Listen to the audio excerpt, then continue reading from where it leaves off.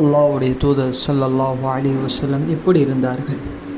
ஏன்னா நபியை நம்ம யாரும் பார்த்தது கிடையாது.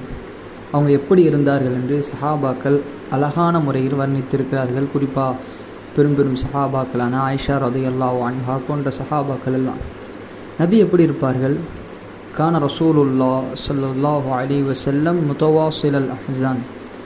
அல்லாஹ்வுடைய தூதர் எப்பொழுதும் கவலை உள்ளவர்களாக இருப்பார்கள். கவலைனா மறுமைக்கான கவலை, துன்யாவுக்கான கவலை இல்லை. எப்பொழுதும் மறுமையுடைய சிந்தனை, மறுமையுடைய கவலை, மறுமையை நினைத்து சொர்க்கம் நரகத்தை நினைத்து நபி ஸல்லல்லாஹு அலைஹி வஸல்லம் அவர்கள் கவலையோடு இருப்பார்கள். குறிப்பாக தன் சமுதாயம், தன் முஸ்லீம் சமுதாயம், தன்னுடைய சமுதாயத்தினர் கூட்டத்தினர்கள் எப்படி இருக்கிறார்கள், அவருடைய நிலை என்ன, அவர்கள் இஸ்லாம் ஏற்றுக்கொண்டார்களா, இது விஷயத்தில் நபி ஸல்லல்லாஹு அலைஹி வஸல்லம் அவர்கள் கவலையோடு இருப்பார். தாயிமல் ஃபிக்ரா, எப்பொழுதும் சிந்தனை, ஏதோ ஒரு சிந்தனை, நல்ல காரியங்கள், நல்ல விஷயங்கள், இதை பற்றியான சிந்தனைகள் நபிட்ட இருந்துக்கிட்டே இருக்கும். லைசத்துலஹு ராஹா, அவர்களுக்கு ஓய்வென்பது கிடையாது. நபி ஸல்லல்லாஹு அலைஹி வஸல்லம் அவர்கள் பெரும்பாலும் தூங்க மாட்டாங்க. இரவிலும் கூட குறைந்த நேரங்கள் தான் தூங்குவார்கள், பகலில் குறைந்த நேரம்.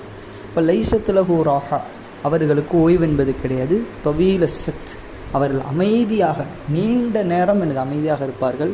லா யதகல்லமு ஃபீ கைரி ஹாஜா, தேவையில்லாமல் பேச மாட்டார்கள்.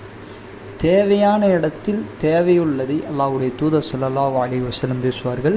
இது அல்லாஹ்வுடைய தூதருடைய குணம். இன்றைய முஸ்லீம் சமூகம் அல்லாஹ்வுடைய தூதருடைய குணம் வாழ்க்கையை எடுத்து நடைபெற்றால், செயல்பட்டால் இந்த உலகத்தில் அவர்கள்தான் உயர்ந்தவர்களாக இருப்பார்கள். நமக்கு யாருடைய நடைமுறைகளும் தேவையில்லை, யாருடைய வழிகாட்டல்களும் தேவையில்லை.